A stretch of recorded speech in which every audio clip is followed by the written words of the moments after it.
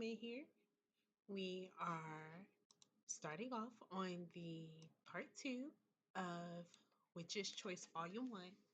I'm so very excited. Hopefully, I don't mess this up. This is unreal. A nightmare, you think. You go to the window and you look out. Your stomach drops as you confirm your fear. Angry faces looking back at you. What am I doing? I'm in a library reading books for crying out loud, you think. Not exactly the sort of behavior you expect to incite a riot. The voices outside only grow louder. You turn the lock in the front door. A moment later, fist hammers against the wood. A rock crashes through one of the windows and lands at your feet. The window is high, enough that they might not be able to climb through it easily. But that door won't hold for long. The librarian's desk would make a good barricade or a good hiding place. Another door catches your eye, the one that leads back into the town hall. You might be able to find another exit through there, but you have no idea who else might be inside. What do you do? Um, well, I ain't trying to I ain't trying to unalive myself. Not this round. So, honestly, I'm going to barricade the door. Ooh, and our mana increased by 7 points. Woo woo. Your mana increases by 7 points. Your feet slip on the floor as you strain to push the librarian's desk in front of the door. After a long struggle, you finally manage to slide the desk into place. The door shutters its frames, but it still holds. Stop right there. The librarian stands in the other room, holding a pew pew on you. I'm sorry about this, Ruth, but it has to be done. The librarian adjusts her grip on the pew pew. I don't want to young you, so don't move, all right? Yo, this lady is disrespectful. Like, I played through this a couple of times already, and I absolutely tried to trust her the first playthrough. She's so weird. She was so rude to us when we first came to the library for no reason. I really wanted to fight this broad. A thrill of panic runs through you. Can't help but imagine how the Nerf blast would feel as it tears through you. In the midst of the fear, you find something else, a surge of power, like nothing you've ever felt before. On a deeper level, it can be used. But should you use it? And if you do, are you going to lash out at the librarian or are you going to shield yourself? What should I do? So, mm,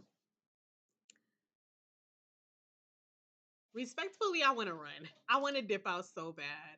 But I feel like if we run, they're going to get us. They're going to get us so bad. And I can't, I can't, I don't know. Uh, let's, let's go ahead and attack. Oh, all right. Our mana is only decreased by 2. That ain't too bad. You close your eyes and reach for that power, but your thoughts just slip around it. The door splinters. With your heart beating in your throat, you strain after the power one more time and finally grasp it. A brutal shockwave throws the librarian back. The nerf roars, spraying, bucks into the ceiling. Plastered dust sprinkles down over you. Whatever that shockwave was, you know you could do it again later. It felt like the most natural thing in the world. You jump out through the broken window and hit the ground running. Oh my gosh. Ruthie, I am so freaking proud of you, girl. I love you so much.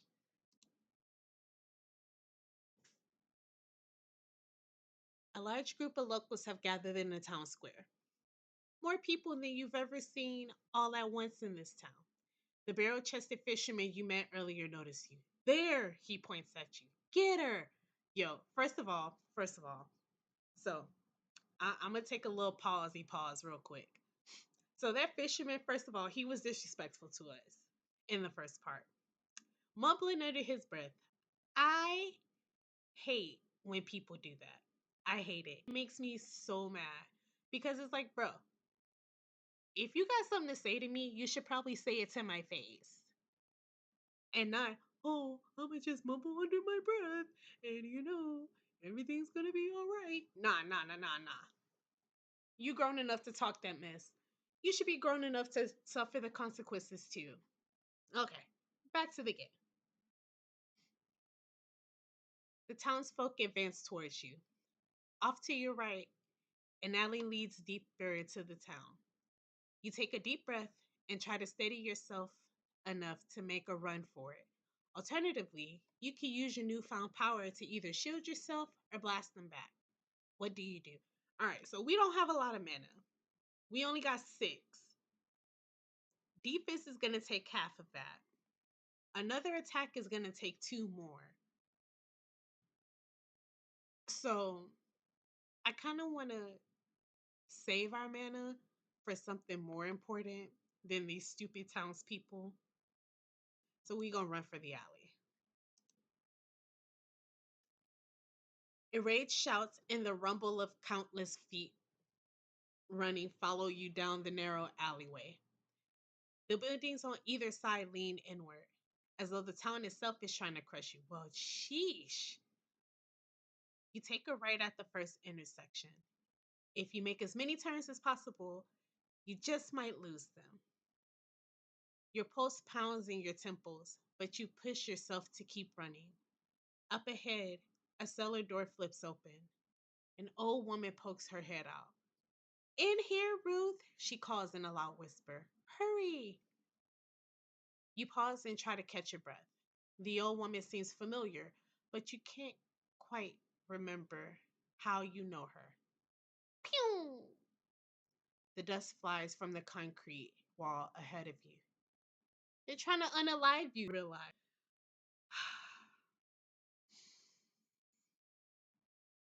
Hmm.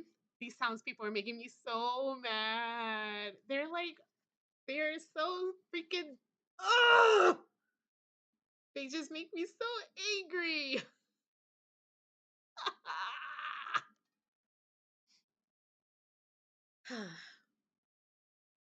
Hopefully, Ruthie and I can survive this. Because if we unalive ourselves, I'm going to be really upset because we're going to have to start this game all over again.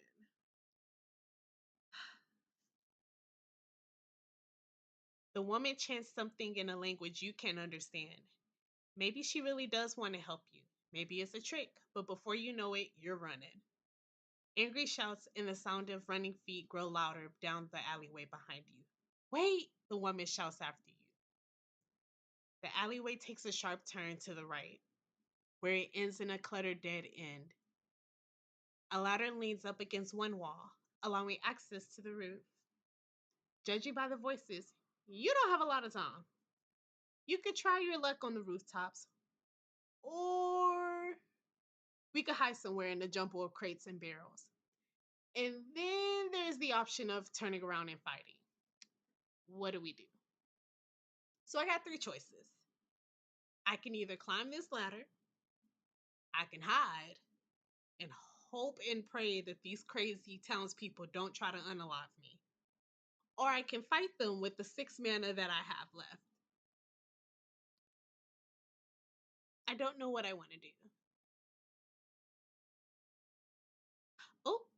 I should hide, huh? You know what? Because that is smart. That is the smart thing to do. All right, let's hide.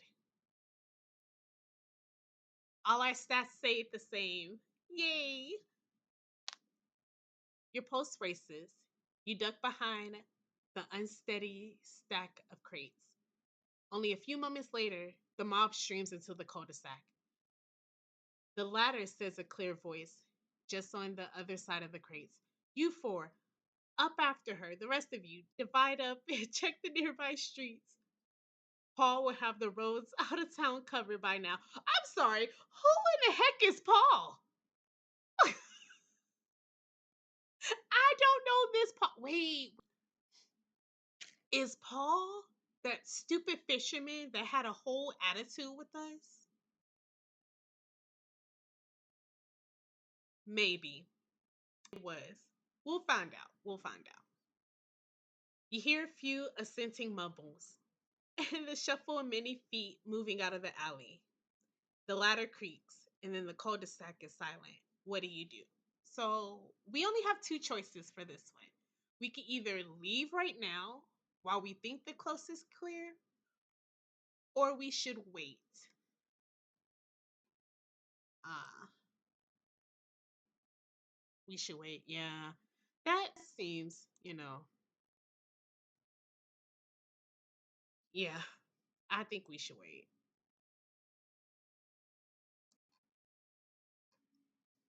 You sit back and wait a little longer. The moment you decide it might be safe to come out, you hear the clearing of a throat on the other side of the crates. You lower yourself back down as silently as you can. Oh my gosh, no! We're gonna be unalived! What do the brothers do with them anyway?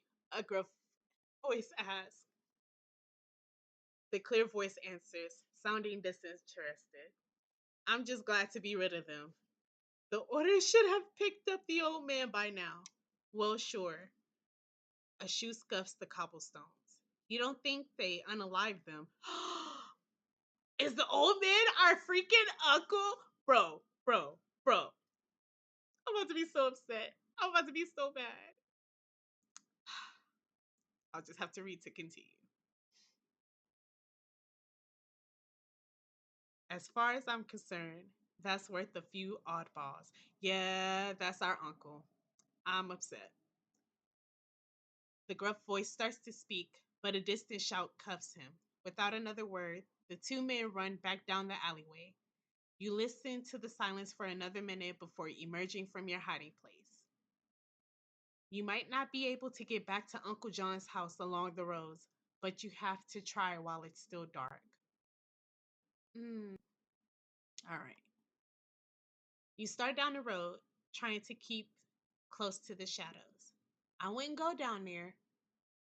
You whirl around to see the old lady from earlier who had been offering you help. Ooh, where did she come from, you wonder? It's like she materialized out of thin air. There are people looking for you that way, she says, pointing down the road. We must not dally here. Quickly, come with me. What do we do? So we got two options. I can either go with her with no questions asked, or we could ask her questions. But I feel like I don't want to ask her questions because that'll just be a waste of time and we can always talk later. Because right now we got a whole town that's trying to unalive me and my uncle. Exactly. I'm gonna go ahead and just go with her. Ooh, we got an extra cool point. So we're up to 3 cool points now. Yeah, yeah. If she wanted to harm me, she had her chance when she snuck up behind me, you think. You decide to shut up and do as you're told for once. Good job, Ruthie. I'm so freaking proud of you, girl.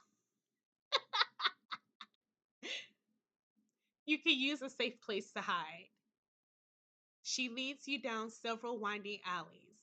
She stops from time to time to chant something in a strange language. When you ask her what she's doing, she shushes you. Oh, sound like somebody grandma. I love it. Soon as you arrive at the cellar doors where you first saw her, she chants again in a low murmur.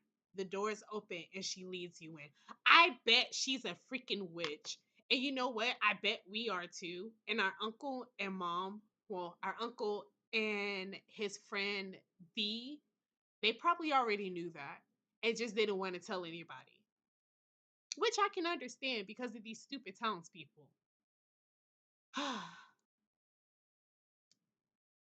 She leads you into a cramped earthen tunnel. You have to duck your head to keep from scraping against the ceiling, and the old woman is unfortunate enough to be a few inches taller than you are.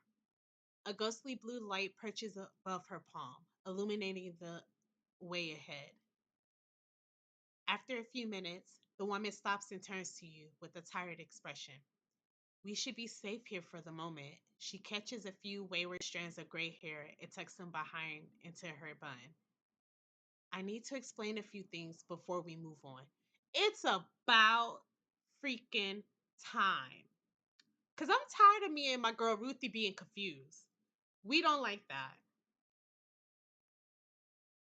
A sudden memory strikes you. You've seen her before at Uncle John's house. Okay. You were 6 or 7 at the time, and she had joined the family for dinner. You remember your mother arguing with her, but you can't remember the subject.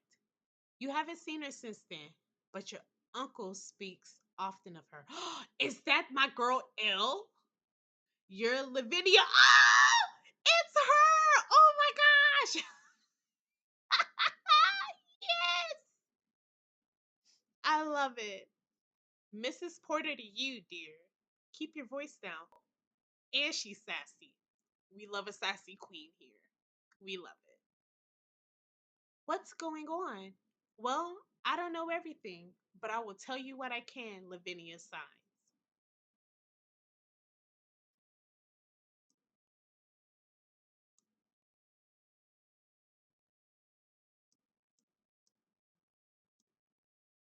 You know Coulter Key, yes.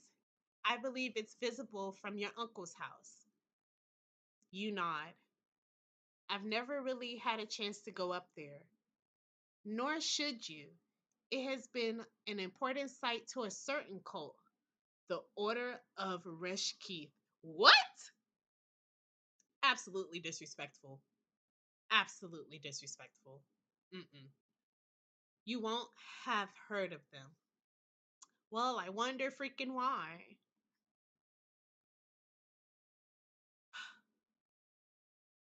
A surprised shout echoes down the tunnel. You know the stone slab has been replaced, but it can't be hard to find. Okay, okay. Oh, baby, let me tell you, we got our life increased by 1 point, our mana increased by a point, and our freaking sanity increased by a point. We might survive this. We might survive this after all.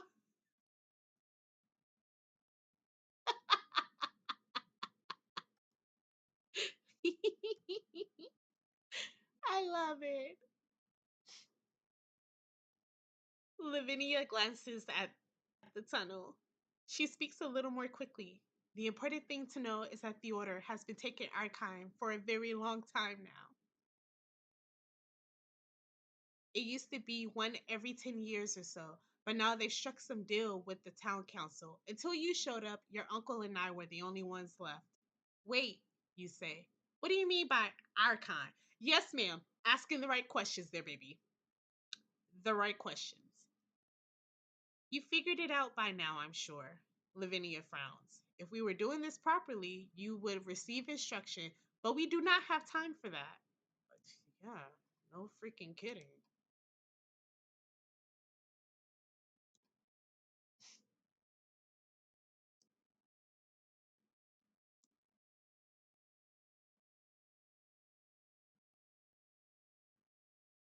She starts walking again, her heavy lilac skirt trailing in the mud.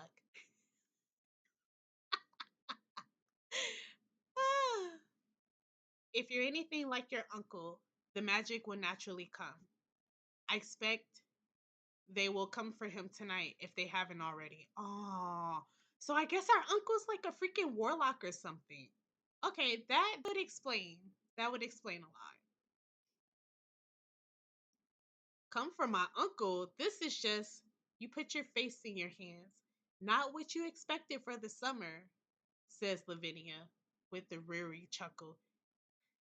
Here, dear. She leans forward and places a hand on your forehead. She mutters something that you can't quite make out. Her hand grows very warm, and the warmth spreads through you. Can't imagine being more comfortable.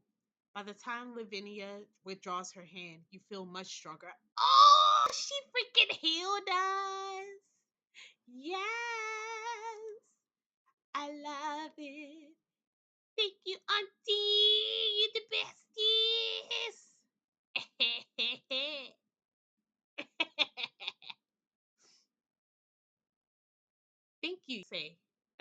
incredible.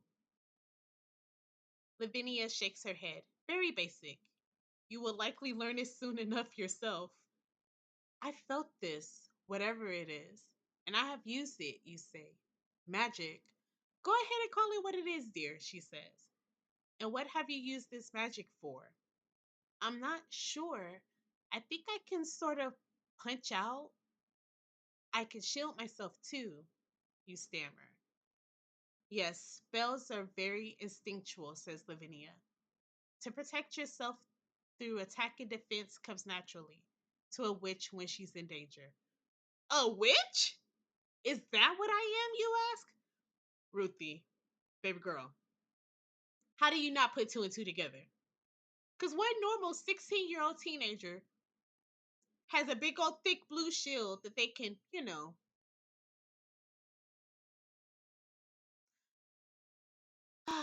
Ruthie, Ruthie, Ruthie. We love you, girl. We love you. Yes, a lovely one. But let's not worry about labels for the moment, dear, she says.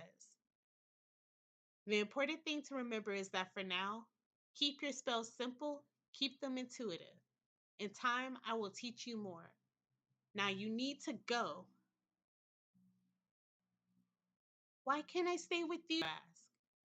It's all you can do not to grab her arm and hold her for dear life. Pookie, I'm sorry. That would put you two in great danger still, says Lavinia. The old god searches for me even as we speak. Two witches traveling together would be like a lighthouse for the beast. It hungers for our power. I'll keep my comments until later. Lavinia leads you along. The tunnels are disorienting in their repetition. After a series of twists and turns, you're no longer sure you can find your way back. You're considering asking Lavinia if she's lost when she comes to stop beneath a metal hatch. What do you need me to do? You say. Mm-hmm. I don't know what the cult does to those they take, but none have returned. She gives you an appraising look. Normally, I wouldn't risk setting a new witch to this sort of task, but she shakes her head. Take the stairs back up to the street, and you know where the old well is, yes? Oh, you mean the one that I talked to at the beginning of this game?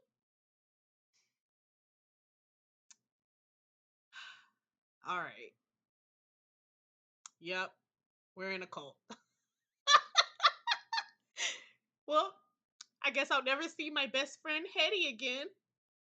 Didn't even get to tell the girl bye.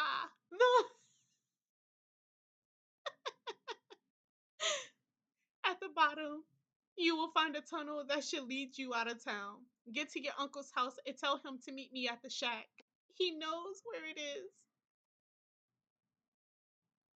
Lavinia pauses to listen. They've gone, but they will still be searching for you. I will do what I can to distract them. Be careful out there. You nod. Lavinia pulls out an ornate knife. She must notice the look of alarm on your face because she puts out a hand. Don't worry, dear. I just need a lock of hair so I can keep track of you. A, a lock of hair? Absolutely not. Absolutely not. Nah, nah, nah, nah, nah, nah, nah, nah, nah. Can't have any of my hair.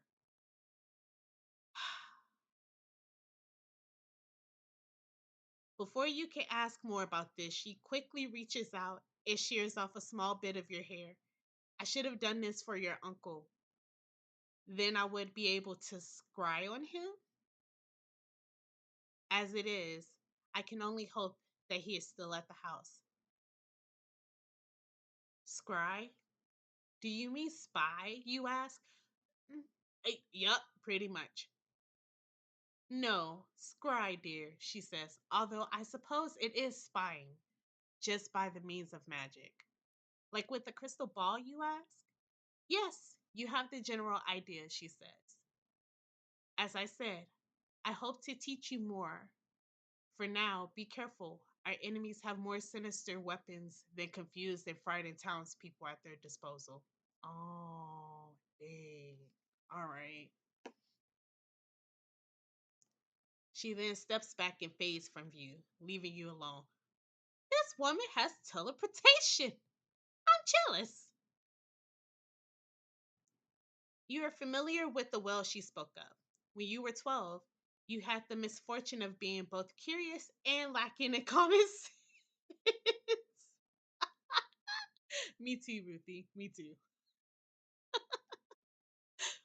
While exploring the small scrap of forest north of town, you found the entrance to the tunnel that seems to lead toward the town. You remember entering the tunnel, and you clearly recall winding up at the bottom of the town's disused. But what happened in between has always been a muddle of darkness and the smell of rot. Just the thought of returning to it makes you shiver, but right now is your best way out.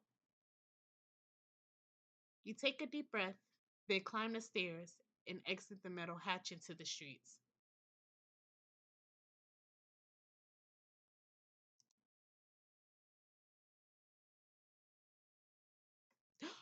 We finally made it to a checkpoint. Ha ha ha ha. Ha ha ha ha ha ha. Now, if I do get unalived at any point, I can just start from right here. Oh, blessings. I love it. You move through the streets in a short, quick burst, from one cover to the next, all too aware of the shouts and running footsteps throughout Marooner's Point. The well isn't too far from the cellar, but you can't take the chance of a mad dash. As you sneak through the streets, the events of the evening creep up in your thoughts. The sudden strange behavior of people you've seen every summer since you were small. The revelation that Uncle John is really more than he seems. The fact that people are chasing you. Most of all, you keep running to that strange sensation of power you felt earlier. Spooky, that means that you're supposed to use it. I can't tell you more than that. You're gonna have to keep using it. You don't realize how lost in thought you are until you see torchlight coming around a corner ahead. You flank yourself against the wall. As far as you can tell, you're behind the town's pub, which means the well should be a couple of streets over. If you make a run for it now, you might reach it, but this patrol will be right behind you. The patrol's footsteps are right around the corner. From the sound, you estimate there would be at least four of them. You take a deep breath. You run or hide. Another alternative is to use your power to blend in with your surroundings. This is new to you, though, so it might not work. Alternatively, you could try to attack them and hope that they are stunned enough for you to get away. What do you do? Well, but what if it doesn't work and we get unalived? You know what? I'm a risk taker. We're at our check save point. We're good. Let's try to hide.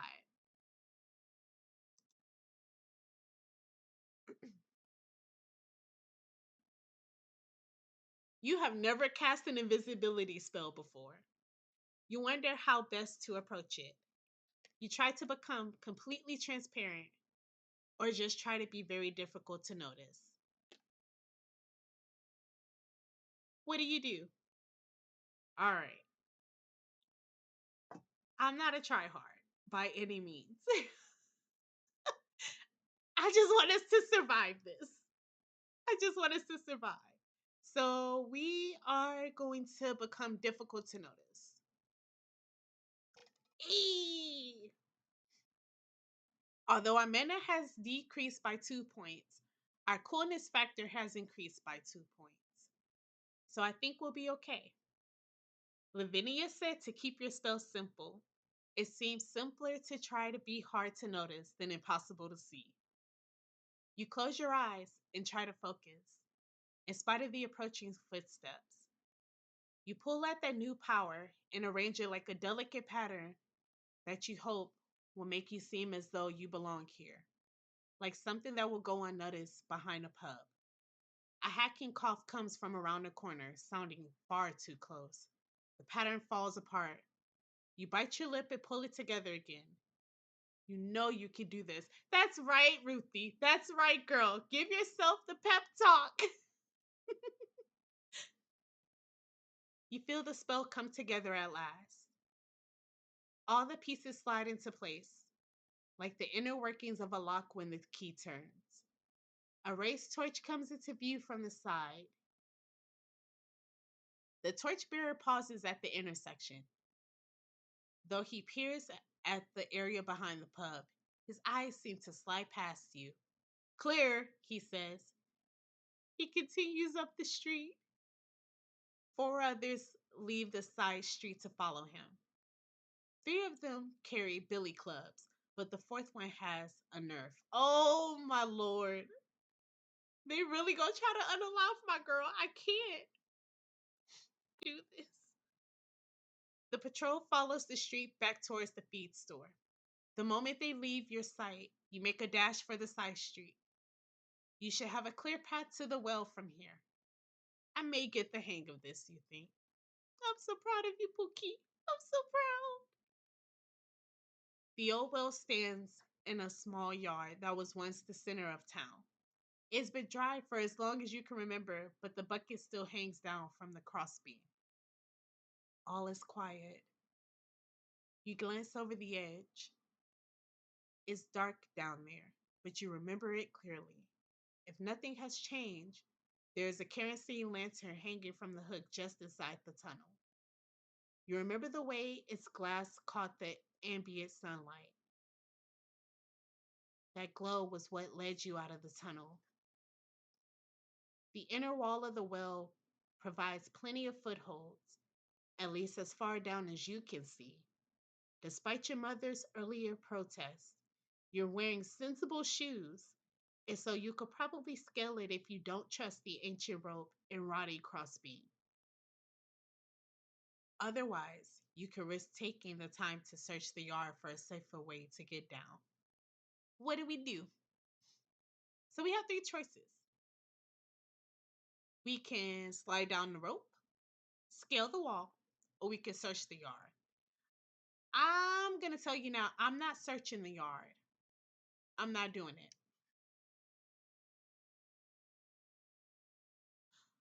All right, let's slide down the rope. Oh!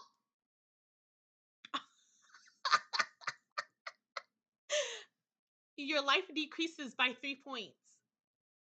Mm. So we're at 7 life now. You test the strength of the crossbeam before taking hold of the rope. The old fiber feels smoother than you expected. After a moment's hesitation, you transfer your weight to the rope. The old pulley breaks, dropping you down into the well. The air whistles in your ears as you fall through the darkness. You land flat on your back, your fall cushioned by a little mud. You lie still for a while, staring at the dim circle above you. Not much further now. You can do this. Your back protests as you force yourself to your feet. Adult ink spread throughout your body and pulses in your head. Mm, mm, mm, mm. The only sounds you hear are the distant dripping and the sound of your own breathing. You reach out a trembling hand to search for the wall. Though you do have a matchbook, you only have one or two matches left. Better to save them until you find the lantern. The stone feels smooth and cold underneath your fingertips. You trail your hand along the wall until you find an opening. You close your eyes, though it makes no sense in this darkness, and grope along the tunnel entrance for the lantern. It has to be there. At last, your hand bumps against the cold glass. You take the matchbook from your pocket and strike a match. Only one left. You light your lantern, then return it from its hook. Orange light glistens on the damp stones. The tunnel stretches before you, well beyond the range of the lantern. You push away speculations of what might have happened in there when you were 12 and step aside.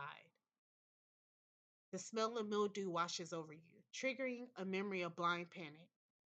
You push it down and keep it moving. Girly. The brick wall path runs straight with a slight downward slope. Though you walk as quietly as you can, each step sends a faint splashing sound down the tunnel. When it seems as though you may have reached the edge of the town, you see torchlight up ahead, streaming down from the ceiling between the bars and the grate. As you draw nearer, you hear voices. Y'all, they coming to get me. They're coming to get me. I'm scared. You pause beneath the grate. Through it, you can see one of the locals talking to a man in a green robe.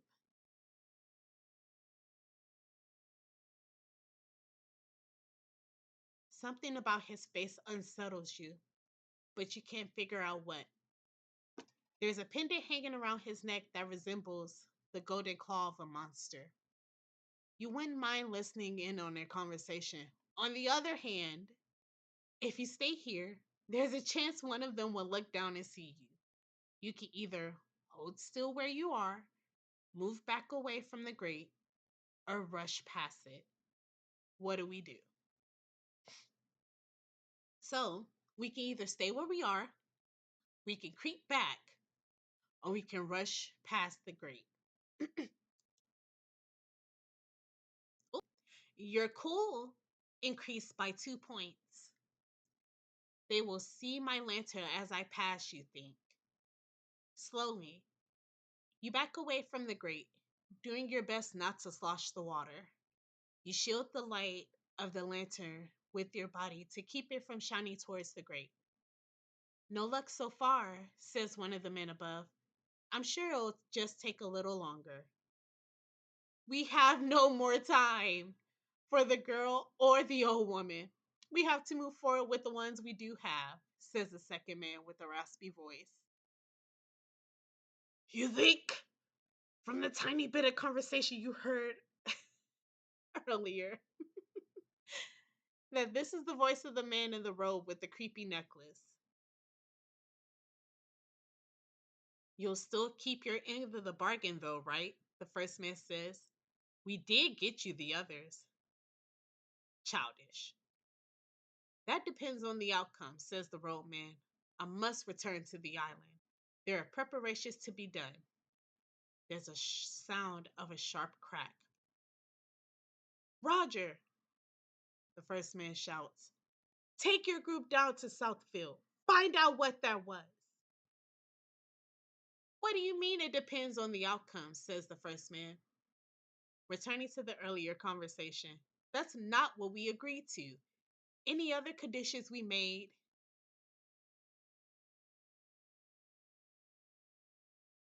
Aware of. First of all, uh, what was your name? Mr. Man. You should know better than to trust somebody that you hardly know and you doing evil stuff with. You out of line. And you think that he's trying to help y'all? Nah, he's trying to serve a greater purpose to somebody else that he's serving. You dumb. How exactly do you expect the order to fulfill its obligations if tonight's ritual should fail? Asked the robbed man in an acid tone. If Great Rick Keith is not satisfied, then what do you think will happen? He go eat y'all. He go eat y'all real good. You will cease to exist. Ah,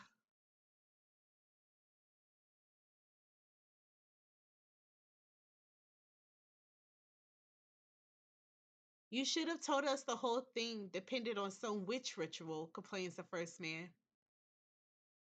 And you should do your duty regardless, says the robed man. Now I have heard enough from you. I am off to the island.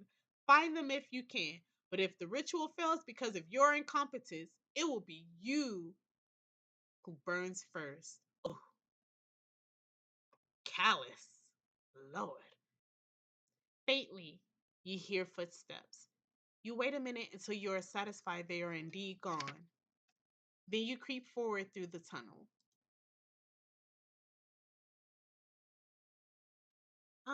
And I think for this gameplay, we're just gonna stop right here.